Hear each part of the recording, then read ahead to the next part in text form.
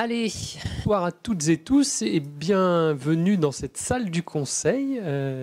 Voilà, c'est le grand retour dans la salle officielle après 18 mois de clé des champs quasiment. Voilà, ça fait plaisir de revenir ici. Un, parce que vous êtes plus proche, donc je vous vois mieux. Et puis deux aussi, puisqu'on peut à nouveau enregistrer le conseil municipal. Donc ne dites pas n'importe quoi quand vous parlez, puisque ce sera en ligne sur le site de la mairie. Donc pour parler, tout le monde connaît le fonctionnement des micros ou pas, hein? Donc vous avez sur le côté droite un petit bouton que vous activez et ensuite vous appuyez sur le bouton gris qui est devant pour parler. Voilà, et ça devient rouge. Par contre, il faut bien éteindre après chaque intervention, puisqu'on ne peut avoir que 2 micros maximum d'allumés. Donc n'oubliez pas d'éteindre après les interventions. Alors, je vais commencer donc par les pouvoirs. Donc, Monsieur Vincent Coconnier donne pouvoir à Romain Bouchonneau. Monsieur Hubert Desblés donne pouvoir à Aude de Lavergne. Carole Duguay-Pérou donne pouvoir à Sonia Picot. Bruno Mazel donne pouvoir à Jérémy Drouillet. Et Alain Thierry donne pouvoir à qui? À moi. Voilà. Très bien, et j'excuse Élise aussi, le vieux qui est absente ce soir. Alors, on va commencer par l'approbation du procès-verbal. Ah oui, le secrétaire de séance. Aude. Très bien, merci beaucoup. Approbation du procès-verbal de la séance du conseil municipal du 6 juillet 2021. Ça commence à remonter. Tout le monde l'a lu, relu. Est-ce qu'il y a des avis ? Donc je mets au vote. Qui vote contre? Qui s'abstient? C'est adopté à l'unanimité. Merci beaucoup. Le compte-rendu des décisions prises par le maire dans le cadre des délégations. Donc il y a une rémunération provisoire maîtrise d'œuvre pour la réhabilitation de la grange, donc qui est derrière la bibliothèque, pour un montant de 18 000 €. Et l'assurance dommage ouvrage pour la maison de l'enfance pour un montant de 19 240,87 €. Pas de questions, je passe. Très bien. Rue Monseigneur Millot, justement, on y arrive avec la rénovation de la grange. Donc c'est la réhabilitation de la vieille grange en pierre qui est derrière la bibliothèque actuelle. L'objectif étant de créer une salle associative qui permettra d'accueillir notamment des associations de musique, pourquoi pas, mais on avisera et on va faire évoluer et travailler le projet dans les mois qui viennent. Et là, ce qui vous est demandé, en fait, c'est les subventions, les demandes de subventions, puisqu'il y a un montant de travaux qui est estimé aujourd'hui à 206 810 €. Et donc, on a des demandes de subventions pour l'État, à l'ordre de 63 720 €, du département, 72 383 €, et donc en fonds propres, il resterait 70 707 €. Est-ce qu'il y a des questions par rapport à ces demandes de subvention? Très bien, je mets aux voix. Qui vote contre? Qui s'abstient? Merci beaucoup et je passe la parole à Bertrand pour la décision modificative.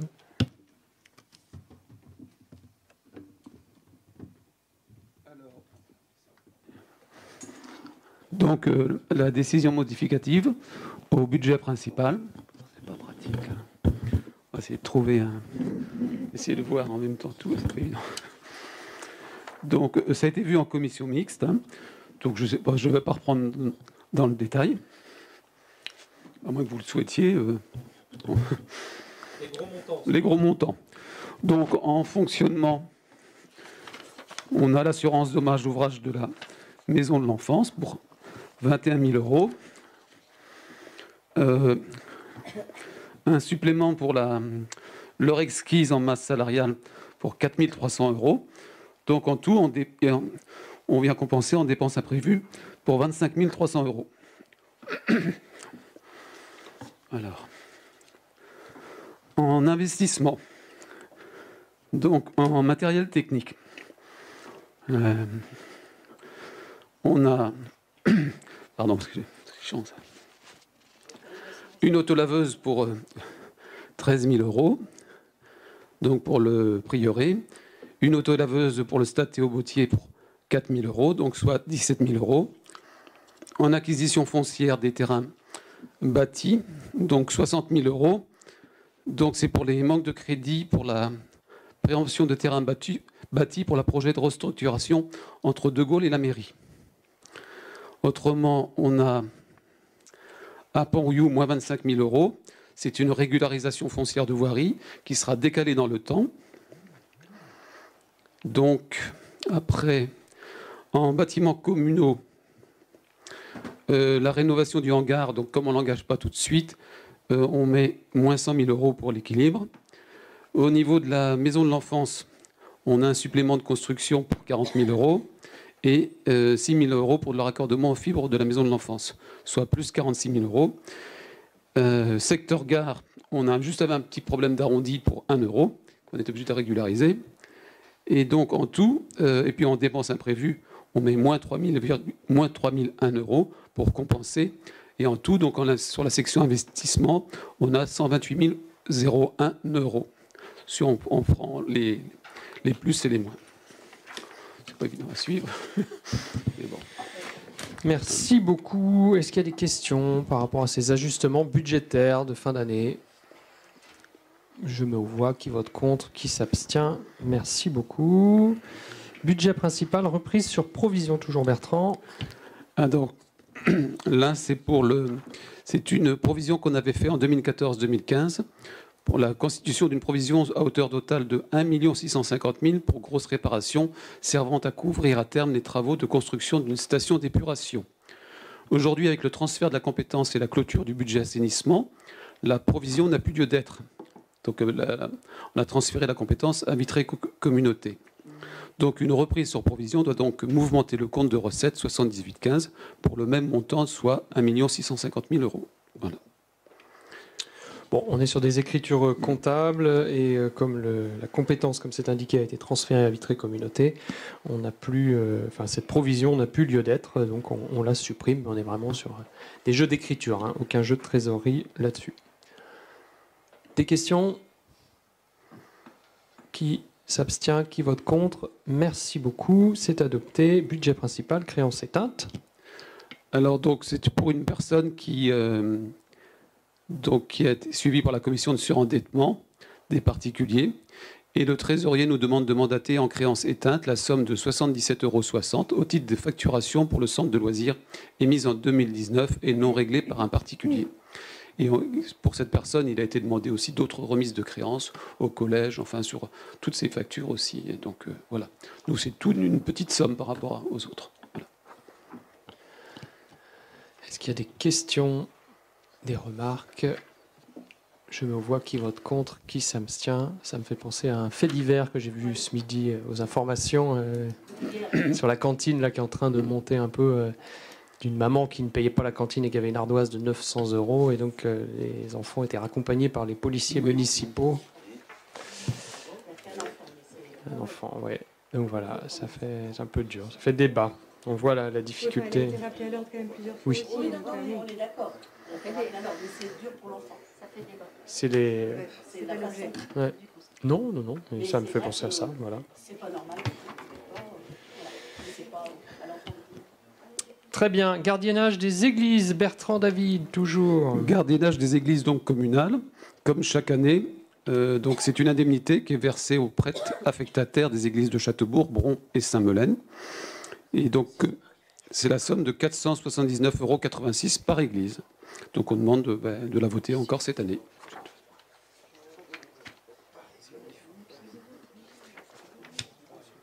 C'est tout. Est-ce qu'il y a des questions pour le gardiennage des églises? Non, très bien. De nos 3 églises. Hein. Donc je mets au vote. Qui vote contre? Qui s'abstient? C'est adopté. Merci beaucoup. Ancien sapeur-pompier volontaire, toujours Bertrand. Donc allocation de vétérance aux anciens pompiers.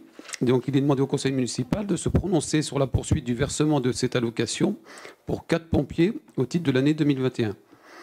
Pour un montant global de 1 451,24 €. Donc, cette année, en fait, en 2021, l'allocation par pompier est de 362,81 €. En 2020, elle était de 361,36 € et en 2019, de 357,78 €. Ça n'augmente pas non plus très rapidement. Donc voilà, c'est pour les 4 pompiers. Est-ce qu'il y a des questions?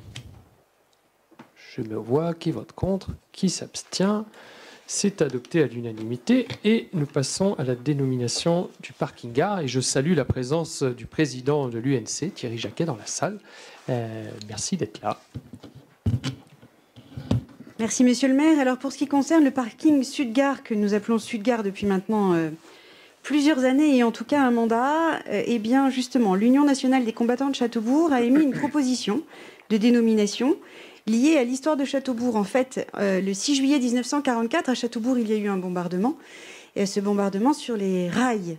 La gare était évidemment prisée par pas mal de monde, et entre autres les Allemands qui nous occupaient. Et ce jour-là, un certain Bernard Desblés était dans le garage automobile de son père Arsène Desblés, et il est décédé suite à ce bombardement. Il a été reconnu, Bernard Desblés a été reconnu mort pour la France à titre civil en 1948. Et donc la suggestion de l'Union nationale des combattants de Châteaubourg est véritablement de nommer la gare Sud, le parking Sud-Gare, en place Bernard Desblés. Et donc cette suggestion est mise au vote ce soir. Avez-vous des questions? Oui, Eric.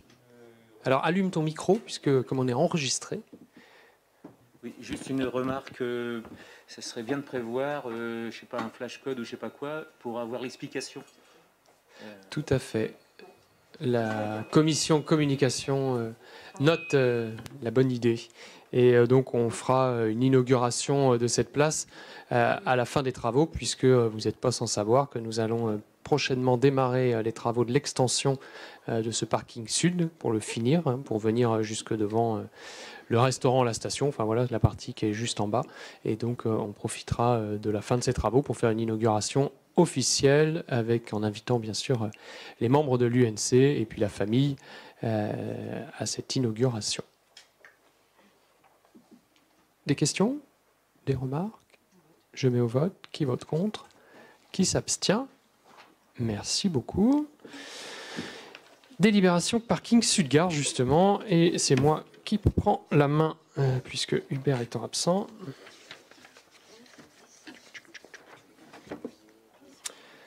Alors, travaux d'extension, donc il est proposé en fait d'attribuer les lots ce soir, donc à travers des critères. La commission MAPA s'est réunie la semaine dernière, donc il y avait 2 lots, un lot terrassement, voirie, assainissement et un lot éclairage public fourreau. Et donc il vous est proposé de retenir pour le lot 1 l'entreprise SRAM TP pour un montant de 135 921,30 € et pour le lot 2 l'entreprise Sorelum pour un montant de 26 740 €. Voilà, ça a été passé en commission MAPA qui a émis un avis pour retenir l'ensemble de ces entreprises. Donc c'est une extension de 75 places et donc on envisage également la pose d'ombrières photovoltaïques avec le SDE 35 sur ce parking Sud-Gare. Est-ce qu'il y a des questions par rapport à ça? Et j'ai vu que là, ça s'est vraiment re-rempli. Je ne sais pas si vous avez fait attention. Il y a la SIAM qui se garde dessus. Ah, c'est pour ça. D'accord, j'ai pas compris ce matin, parce que d'habitude, il restait toujours un peu de place depuis le Covid, puisqu'il y a il y a un peu plus de gens en télétravail, donc c'est vrai qu'on voyait qu'il y avait une petite baisse d'occupation. Et là, ce matin, je comprenais pas, je voyais tout était plein, mais ça s'explique si les vergers de Châteaubourg ont des travaux à faire et qu'ils occupent le parking. Est-ce qu'il y a des questions? Je mets au vote. Qui vote contre? Qui s'abstient? Merci beaucoup, c'est adopté. Je continue avec la délibération 155. Il s'agit du programme de voirie, où là, on a passé un avenant par rapport au marché qui avait été adopté, un marché qui était un tout petit peu inférieur à 160 000 €. Mais en fait, on s'est rendu compte qu'on avait quelques dégradations de voirie urgentes à réaliser, notamment rue de la Véronnière et à la sortie route d'Ossé, et puis sur le chemin de la Guérinais. Et puis une extension de quelques travaux sur les chemins du Tertre.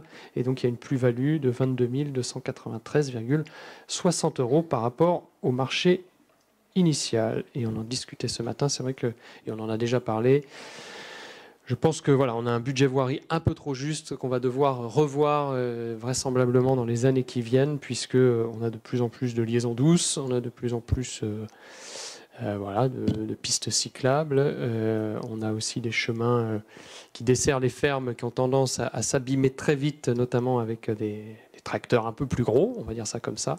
Donc c'est vrai que là, on se rend compte que les 160 000 € de budget voirie par an sont un peu justes, donc ça fera partie des débats qu'on aura dans le cadre du budget de l'année prochaine.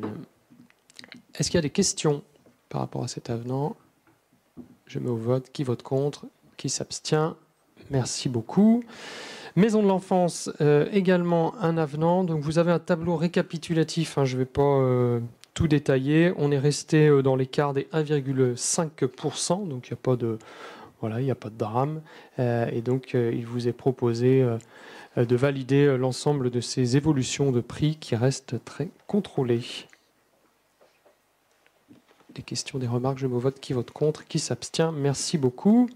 Plan local d'urbanisme, donc modification simplifiée. Donc, on va voter ce soir les modalités de mise à disposition. Donc, je rappelle, hein, cette modification de PLU vise à permettre l'implantation d'hôtels et d'hébergements touristiques plus général dans nos zones d'activité. On avait omis, en fait, quand on a adopté le PLU, d'indiquer que ces activités étaient possibles. Et ça a des impacts notamment sur les règles de stationnement, etc., qui ne sont pas les mêmes pour des hôtels ou des appart-hôtels ou des hébergements touristiques. Et donc, vous avez dans la délibération, en fait, les conditions et les modalités de mise à disposition. Donc, il y aura un registre qui sera mis à disposition, à la fois en mairie, mais aussi sur le site Internet. Et donc, ce sera consultable en mairie au jour d'ouverture et puis en permanence, je dirais, sur le site Internet. Et donc, il y aura un registre électronique spécifique. Donc, voilà, chacun pourra donner son avis. Bon, voilà, ce n'est pas une modification qui fait beaucoup débat, puisqu'il s'agit plus d'un oubli. Et voilà, ça paraît logique qu'on puisse implanter des activités hôtelières à Châteaubourg en zone d'activité. Des questions par rapport à ces modalités? Je mets au vote. Qui vote contre? Qui s'abstient? Merci beaucoup. Nous continuons avec l'avis sur le plan local d'urbanisme de Saint-Jean-sur-Vilaine. Donc, vous savez que quand les communes limitrophes, en fait, à Châteaubourg, modifient leur PLU, on est amené à émettre un avis. Donc, on a émis un avis. Parfois, on émet un avis voilà, RAS sans remarque. Mais là, c'est vrai que la modification du PLU de Saint-Jean-sur-Vilaine, et notamment l'ouverture d'une ZAC d'une centaine de logements, nous amène à faire quelques remarques. On n'a pas mis d'avis défavorable. Hein. On a bien sûr mis un avis favorable pour ne pas se fâcher avec nos voisins de Saint-Jean-sur-Vilaine. Mais on a quand même indiqué qu'il serait important de réfléchir aux solutions alternatives à la voiture pour favoriser les mobilités douces et ainsi limiter l'impact sur le trafic routier sur le centre-ville de Châteaubourg, puisque vous savez que l'ensemble des habitants de Saint-Jean-sur-Vilaine qui veulent rejoindre la 4 voies ou venir à la gare, aujourd'hui sont obligés de prendre la rue de Paris.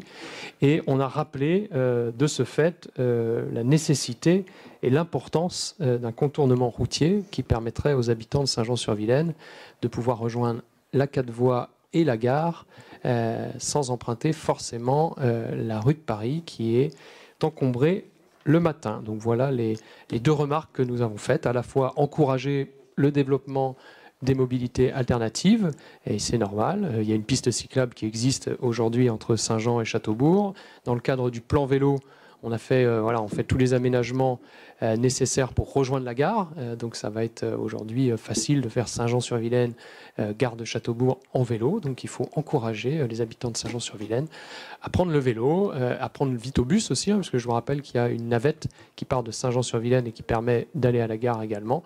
Donc voilà, cet avis encourage les habitants de Saint-Jean-sur-Vilaine et rappelle la nécessité de ce fait d'un contournement. Est-ce qu'il y a des questions par rapport à tout ça? Je mets aux voix. Qui vote contre? Qui s'abstient? C'est adopté à l'unanimité. Merci. Nous continuons. ZAC multisite, secteur des petites bonnes maisons. Donc là, on commence à rentrer dans le concret de la ZAC multisite. On est notamment sur la partie route de Cervon, hein, les petites bonnes maisons, donc juste après le terrain de foot, hein, sur la gauche. Et donc, il faut retenir le maître d'œuvre, hein,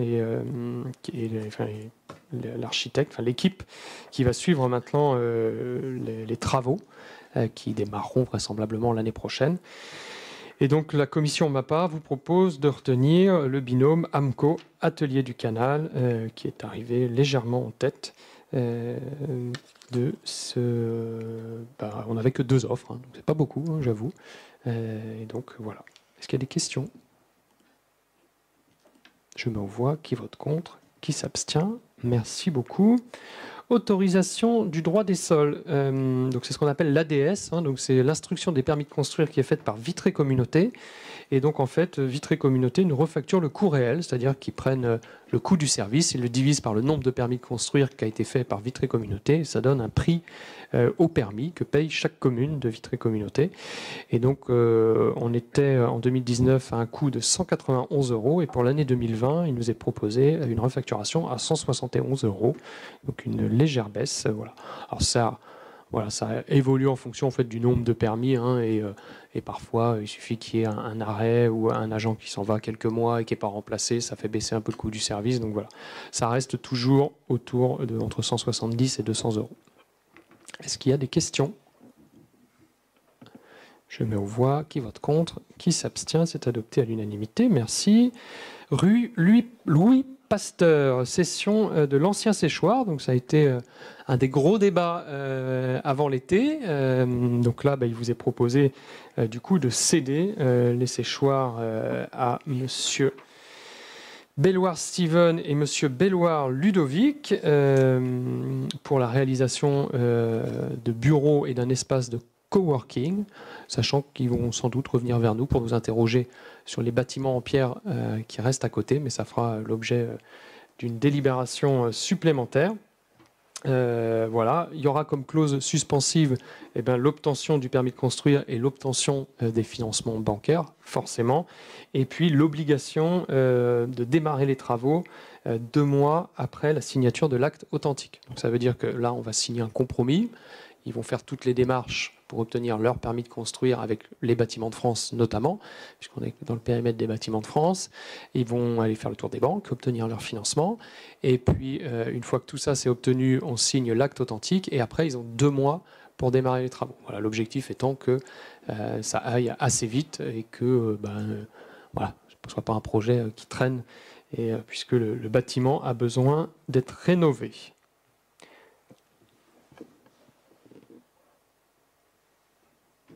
Bon, voilà, je crois que j'ai tout dit. Est-ce qu'il y a des questions? Non, on en a parlé longuement, donc on va refaire le débat des séchoirs. Je mets au vote. Qui vote contre? Qui s'abstient? Merci beaucoup. C'est adopté. Une cession, un peu d'argent pour Monsieur Bertrand. Cession d'une maison. Donc c'est une maison. Hein, oui, c'est vrai. Pour ses comptes, voilà. Hein? Donc il s'agit de la maison de la Croix-Rouge. Donc la Croix-Rouge, c'est une maison qu'on avait préemptée, notamment puisque à l'époque il y avait la pointe qui nous intéressait. Enfin, on voulait surtout en fait éviter ce qu'on voit beaucoup le long de la 4 voies, c'est-à-dire des expositions de camions ou de tractopelles ou de matériaux divers et variés et que ça finisse en décharge. Alors c'est vrai que pour l'instant, on n'a pas fini encore l'aménagement de ce truc-là, mais bon, en tout cas, voilà, on a gardé la pointe, nous, et on revend en fait que la maison pour maîtriser en fait cette pointe-là en termes d'aménagement et qu'on n'y voit pas s'implanter. À l'époque, voilà, il y avait potentiellement des entreprises de maçonnerie ou autres qui voulaient s'installer là pour avoir de la visibilité, mais on se serait retrouvé avec des tractopelles en exposition dans cet angle-là. C'était pas l'objectif. Donc là, on revend que la maison. C'est un monsieur qui est dedans actuellement, puisque c'est un monsieur qu'on a dépanné, puisque sa maison avait il y avait eu un incendie à Saint-Didier, donc on l'a mis en location dedans et finalement, voilà, il souhaite la garder et donc on lui vend au prix auquel elle a été estimée, c'est-à-dire 125 000 € net vendeur. Est-ce qu'il y a des questions? Pas de questions, je me vote. Qui vote contre? Qui s'abstient? Merci beaucoup, c'est adopté à l'unanimité et nous passons au DIA. Alors là, il y a une palanquée de DIA. Donc on va essayer d'aller assez vite. Si vous avez une question, vous levez la main. Hein, mais il y a 2-3 mois. Et c'est vrai qu'on dit qu'il n'y a rien à vendre, mais ça bouge quand même. Hein, on voit. Alors, on y va. C'est parti. Donc, première DIA, un immeuble bâti, une habitation rue des Manoirs. Donc, vous connaissez tous, c'est la maison d'un ancien élu qui est parti au bord de mer. Voilà. Ensuite, la DIA 41, terrain à bâtir, rue de la Croix-Guillemet. Donc là, on est sur la future opération de terrain-service. Donc là, on va avoir notamment la construction de 26 appartements à la place de ce hangar en PSLA, donc en accession aidée. Donc ça va rentrer dans nos quotas de logements sociaux. Donc 26 appartements à la place des vieux hangars et de vieux terrains en friche qu'on a ici. Des questions? On est derrière la gare. Juste derrière la gare, il y a le virage, voilà, vous voyez, juste ici. Et donc c'est toute l'opération là, avec le champ qui est derrière, de densification urbaine. On continue. Ici, c'est la vente d'un hangar, d'une partie de hangar, voilà, dans une zone. Pareil, on est toujours dans le même secteur. Voilà, un bout de hangar. C'est marqué hangar agricole, c'est pas vraiment agricole, mais bon. Pas de questions. On continue. Délibération DIA 43. Là, on est sur une habitation avec un terrain de 579 mètres carrés. On est rue Frédéric Chopin.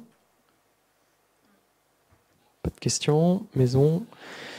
Ensuite, on est terrain non bâti à la Bourlière. Donc là, on est maintenant, il y a la gendarmerie juste au-dessus. On ne la voit pas à l'écran.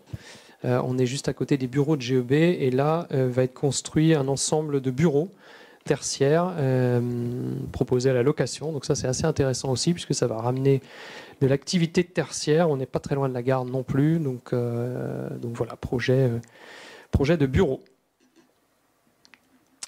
Ensuite, immeuble bâti. Je suis perdu. À la haie Fontenay.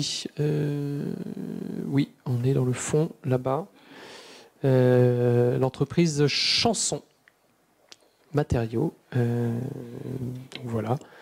Je pense que c'est plutôt... Enfin, voilà, l'entreprise a été rachetée il n'y a pas très longtemps. Donc ça doit être des ventes entre SCI. On continue. Ensuite, on est 46, un immeuble bâti. Voilà, une maison, rien de particulier. Ensuite, il y a 47, un terrain non bâti. Donc là, on est sur la zone de la Gaultière. C'est une vente de vitrées communauté à une entreprise pour une implantation sur un petit terrain qui restait juste à côté de Calligraphie Print. 48, immeuble bâti, parcelle de 1000 m², boulevard de la Liberté. Donc là, on est sur une maison qui est justement juste à côté du futur lotissement. Ensuite, 49, terrain 17 rue du Vieux Moulin. 17 rue du Vieux Moulin, donc une belle parcelle de 1729 m² avec une habitation. Alors, c'est pas la maison, justement, c'est juste le terrain qui est derrière. Donc, c'est vraiment... là, ça va être du bimbi, typiquement, puisque la maison reste. Et là, c'est la vente du terrain qui est derrière. On continue. 15 et 17 rue de Paris, immeuble bâti. Donc là, c'est l'ensemble, notamment l'ensemble qui est devant. Donc là, où il y a les commerces, la fleuriste, la boulangerie verte et voilà, et le parking. Donc là, c'est juste racheté. Voilà, c'est les murs qui sont rachetés. Les commerces ne changent pas. Ensuite, on continue. La Goulgatière. Donc, terrain non bâti. Donc là, c'est aussi une opération de densification avec une dizaine de maisons qui vont venir sur un terrain qui était collé à l'imprimerie Haute-Vilaine.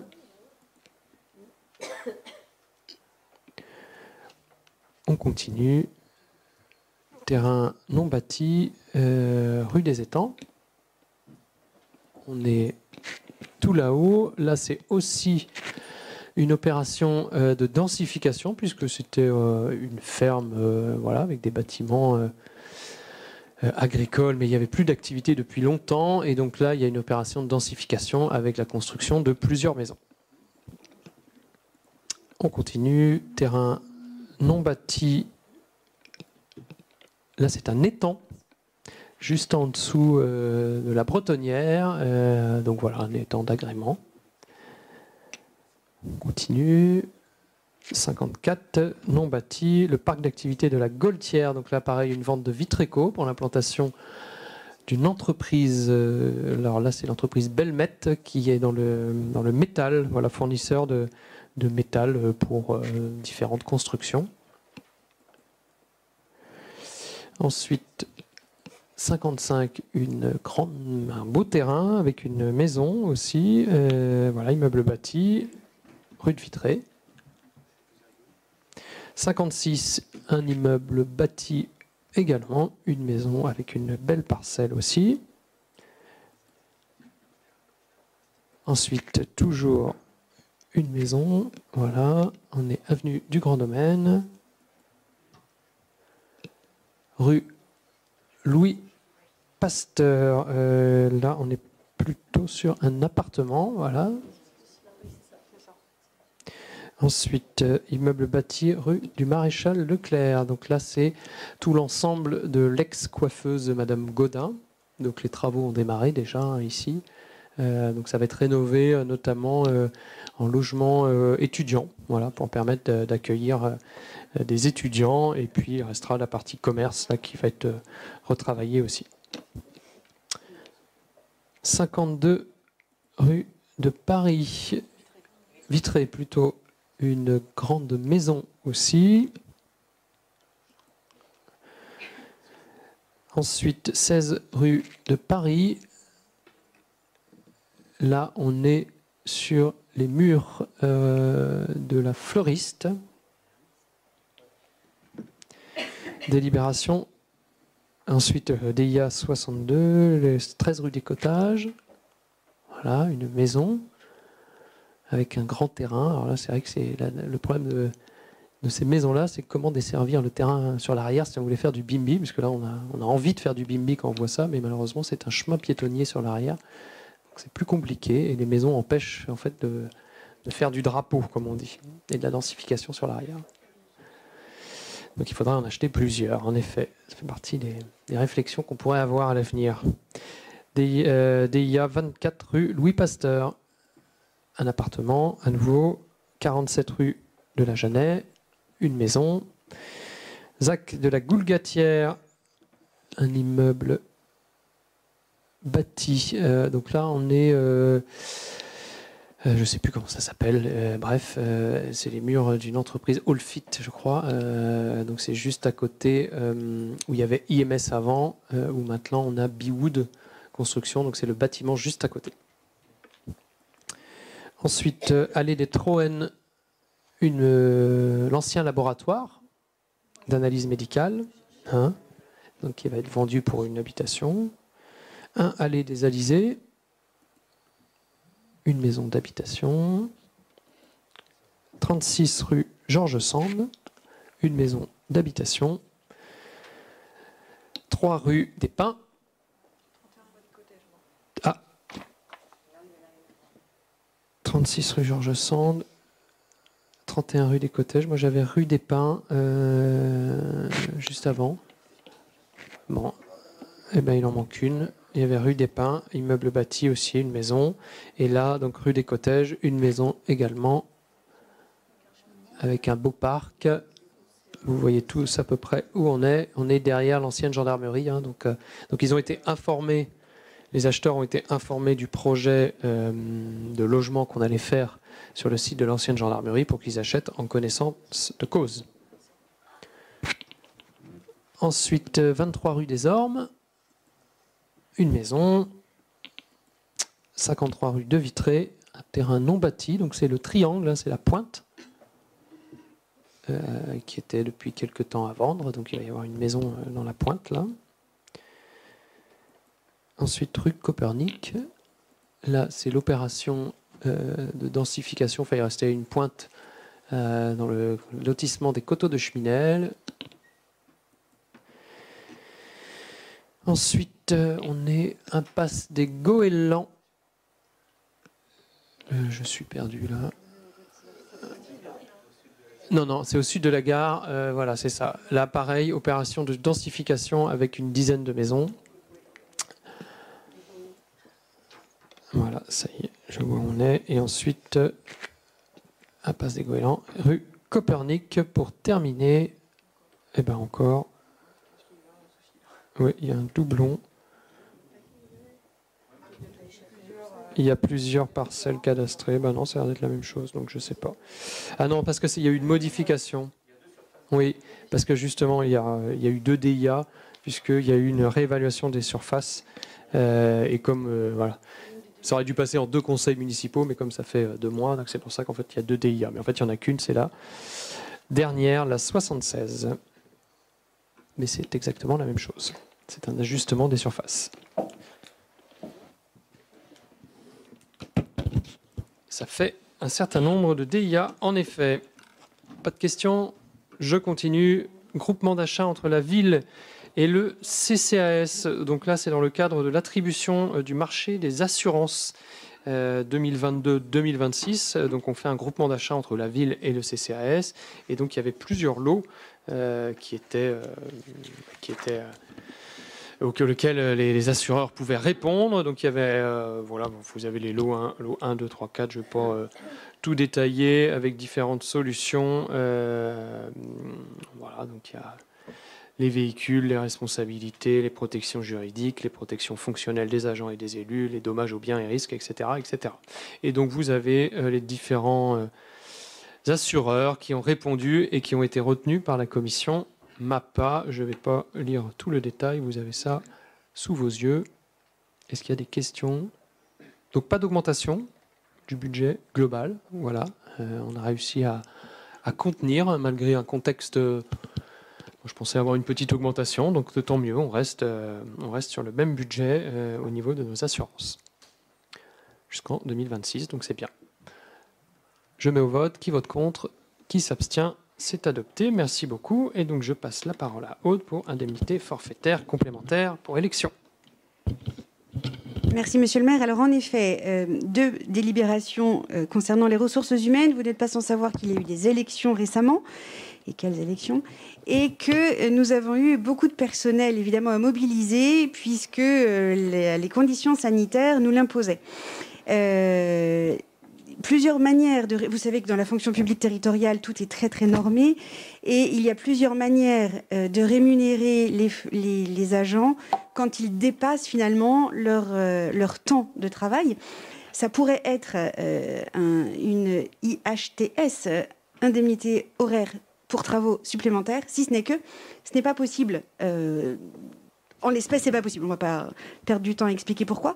Donc, le conseil municipal est habilité à établir le montant de l'IFCE. Et ce soir, il est proposé pour que chacun des agents qui a participé au bon déroulement de la journée des élections puisse bénéficier d'une même petite indemnité, de prendre le montant de l'IFTS et de lui coller un coefficient multiplicateur de 3, ce qui permet d'avoir un montant pour chacun identique à ce qui est pratiqué habituellement. Est-ce que c'est clair? Des questions?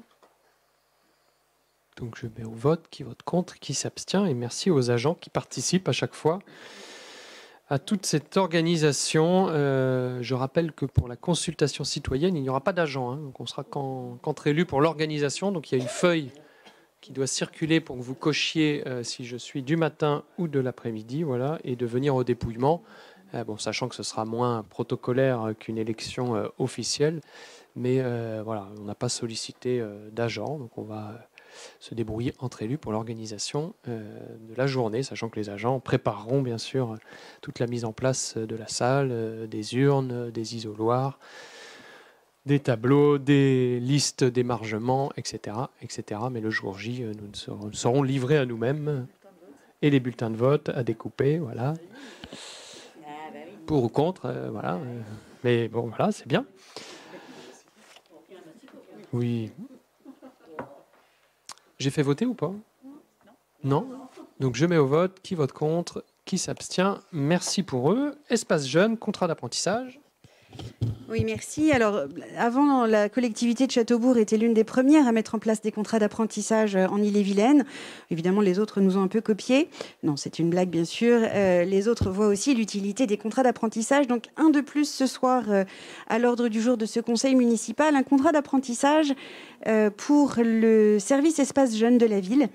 Ce jeune sera en formation à Rennes 1 en DUT carrière sociale option animation sociale et le coût de sa formation sera pris en charge à 50% pour le CNFPT si ça intéresse certains. Est-ce qu'il y a des questions particulières par rapport à cela? Vous pourriez en trouver quand même. Ok, eh bien, merci. Ah, si, une question. Oh, merci Christelle. Non, est-ce que tu pourrais juste nous rappeler quel est le coût global de la formation? Juste pour information, merci. Eh bien, merci. Ce sera mis dans le compte-rendu du conseil municipal. Je n'ai pas l'information sous la main, malheureusement. Mais c'est une très bonne question et je saurai y répondre une prochaine fois. Merci. C'était pas préparé. Non. Des questions? L'importance de former, puisque les collectivités, et pas que Châteaubourg, mais les collectivités dans leur ensemble rencontrent des difficultés de recrutement. Hein. C'est partout pareil, hein, vous allez me dire, mais il y a des métiers difficiles, et sur la jeunesse aussi. Là, c'est la première année où en animateur, hein, je dirais, le centre de loisirs notamment, on a des vraies difficultés à trouver les bonnes personnes, et à trouver des personnes tout court d'ailleurs. On sait que sur les services techniques, voilà, dans les années qui viennent, ça va être un vrai sujet aussi de trouver les compétences, et plus généralement, de toute façon, on est aussi confronté à des difficultés de recrutement. Donc il faut qu'on prenne notre part et puis qu'on forme. Donc les contrats d'apprentissage sont un excellent moyen de se faire un vivier, de former des gens. Et si toutes les collectivités jouent le jeu, forcément, on aura tous un vivier. Alors on va s'en faire piquer, hein, mais on en piquera aussi à d'autres collectivités, c'est le jeu. Mais si personne en forme, c'est sûr qu'on ne risque pas d'en trouver. Je mets au vote. Qui vote contre? Qui s'abstient? Merci beaucoup. C'est adopté. Avis sur le périmètre de la Convention territoriale globale. J'adore cette délibération. N'est-ce pas? Donc on va y aller. Vu le Code général des collectivités territoriales, la Convention d'objectifs et de gestion 2018-2022 conclue entre la Caisse nationale des allocations familiales et l'État, réaffirmant l'objectif prioritaire de favoriser la conciliation de la vie familiale et de la vie professionnelle pour tous, et ainsi de continuer à développer les services aux familles. La délibération du conseil municipal en date du 23 janvier 2019 approuvant la convention d'objectifs et de financement entre la ville de Châteaubourg et la CAF d'Ille-et-Vilaine pour le 4e contrat enfant-jeunesse 2018-2021. Considérant la convention territoriale globale comme le nouveau cadre contractuel en remplacement des CEJ. Que la CTG est une démarche stratégique partenariale ayant pour objectif d'élaborer un projet de maintien et de développement des services aux familles sur le territoire dans une logique de respect des compétences de chacun. Considérant la CTG comme un outil à destination de l'ensemble des collectivités, signataires ou non d'un CEJ. Considérant que la transition vers une convention territoriale globale est obligatoire pour tous les territoires et au plus tard pour le 31 décembre 2023, au vu de son renouvellement, au vu du non-renouvellement des CEJ, considérant que la démarche s'appuie sur un diagnostic partagé avec les partenaires concernés pour définir les priorités et les moyens dans le cadre d'un plan d'action adapté, considérant que la Convention territoriale globale n'est pas un dispositif financier mais un accord politique global unique conclu entre la CAF d'Ille-et-Vilaine et les collectivités pour une durée de 4 à 5 ans, considérant enfin les deux options possibles de déploiement, le portage d'une CTG par bassin de vie selon l'actuel zonage des relais petite enfance, RPE, soit 5 RPE sur Vitré Communauté, ou d'une CTG unique sur le territoire de l'EPCI. Suite à la présentation du sujet en commission Vie des écoles enfance parentalité du 26 août 2021, il est proposé au conseil municipal de retenir l'option numéro 1, portage d'une CTG par bassin de vie, selon l'actuel zonage des relais RPE, et d'autoriser monsieur le maire ou son représentant à signer tout document relatif à ce dossier.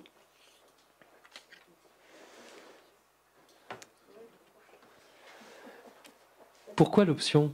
Non, mais c'est important d'expliquer, parce qu'il y avait deux options. Donc pourquoi Châteaubourg Tout à fait. Donc la CTG, la Convention territoriale globale, c'est la refonte par la CAF donc, de l'ancien CEJ, le contrat enfant-jeunesse.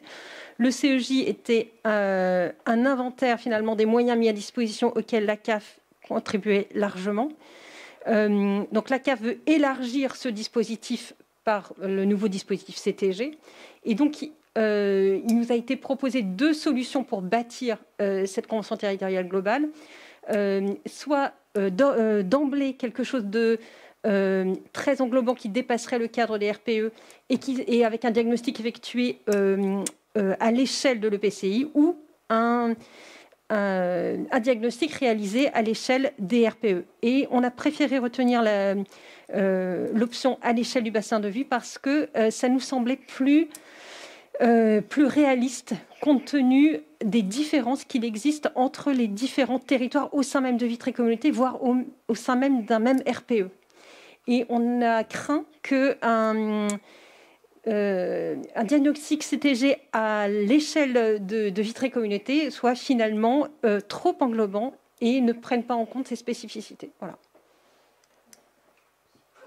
C'est un avis partagé, je crois, par les membres, par les communes qui sont autour de Châteaubourg et qui appartiennent Tout à fait. à notre RIPAM. Tout à fait. C'est une décision un positionnement qui a été pris en concertation avec les membres du RPE de Châteaubourg. Bertrand, tu voulais ajouter quelque chose? Oui, puis on a fait un courrier avec Christelle à l'attention de la présidente pour attirer l'attention en disant, en fait, on était un petit peu, comme on avait fait un courrier, on disait qu'on avait peur que s'il y ait juste un diagnostic au niveau communautaire et que ça ne prenne pas en considération la spécificité des territoires. Ok, c'est un avis. Est-ce qu'il y a des questions par rapport à ça? Moi, j'avoue que je suis l'avis de mes adjoints. J'ai suivi ça de très loin. C'est vous qui êtes au plus près des RIPAM et qui échangez régulièrement avec les élus des communes voisines et qui suivez ce dossier. Oui, Aude? Quelle serait la conséquence, pour bien comprendre, quelle serait la conséquence d'avoir un diagnostic plus englobant? Parce qu'en fait, si je comprends bien, la CAF suggère ces deux options. Donc l'idée là, c'est de prendre l'option minimaliste, c'est pas péjoratif, mais concentrée, locale. Et l'autre option, c'est de faire un truc macro. Et pourquoi qu'est-ce que ça engendrerait de prendre l'option macro plus que micro? Un diagnostic plus englobant, justement, ça ne ferait, selon nous, pas une part suffisante aux spécificités de chaque territoire. Dans le cadre du RPE, on est confronté à des urgences, par exemple le manque annoncé de places de garde pour enfants en âge préscolaire. C'est très différent d'une commune à l'autre et de ce que les communes sont prêtes à faire pour changer. Voilà. Donc, pardon ? Je ne comprenais pas la silence. Voilà. Il y a une lourdeur au niveau communautaire, on le voit bien au niveau du réseau Arléane pour les bibliothèques, où on a beaucoup de mal à décider des fois des choses, c'est décidé par Vitré directement. Et là, par exemple, pour les navettes, on nous dit ce ne sera pas mis en place avant 2 ans. Alors que si on avait du local, on pourrait très bien, avec d'autres communes, déjà mettre en place nos navettes. Voilà. Et donc, on est beaucoup plus réactif quand on est en local. Par contre, sur des projets communautaires, on peut aller sur des modes de garde collectifs, style des crèches d'entreprise à ce moment-là. Mais là, c'est-à-dire qu'on se groupe pour faire quelque chose de communautaire. Mais il faut être réactif, et pour être réactif, il faut être sur le local. Est-ce qu'il y a d'autres questions? Bon, alors je mets au vote. Qui est pour cette option proposée par Christelle et Bertrand? Alors, qui est pour? Eh bien, je vois que tout le monde est pour, donc c'est adopté. Merci beaucoup. Et donc, ce sera transmis à Vitré Communauté. Tarif de... Ah oui, là, c'est plus sympa. Tarif spectacle du procès du Père Noël et de Super Ego. Ouais. Je regarde ça parce que...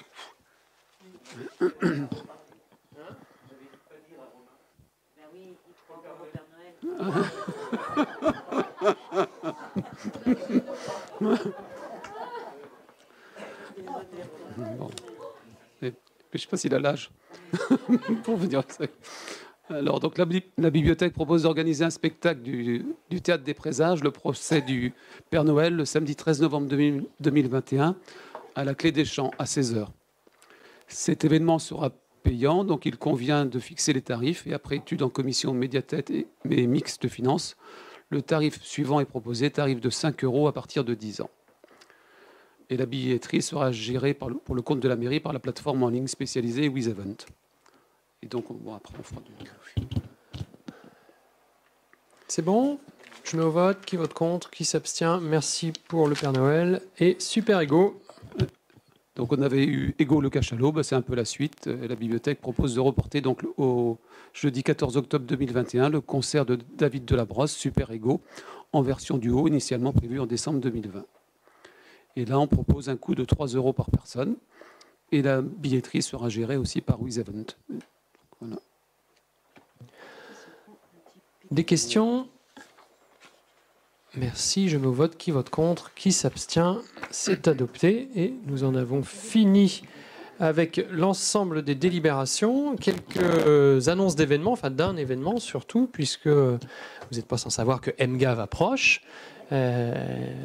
Romain me disait tout à l'heure que les ventes se passent plutôt bien, puisque on devrait être complet, je pense. Enfin, en tout cas, pas loin. Il fallait racheter un peu de pommes de terre et quelques fûts de bière, mais ça devrait le faire. Donc, on va croiser les doigts pour que la météo soit de la partie. Puis, j'invite tous les élus qui veulent y participer à prendre des places rapidement. Et puis, ça pourrait être sympa de se retrouver pour boire un coup aussi là-bas. Pour ceux qui peuvent, en tout cas, moi, j'essaierai d'y être un des 2 soirs, au moins passer, voir si toutes les normes de sécurité sont bien installées et respectées, n'est-ce pas, Romain? Mais j'ai confiance dans Romain, il connaît la musique et il connaît l'organisation du festival. Voilà, et Christelle, oui. Oui, juste pour signaler un événement qui a lieu en ce moment. Sur 15 jours, il y a la fête du jeu de la ludothèque qui va se tenir à Châteaubourg. Tout à fait.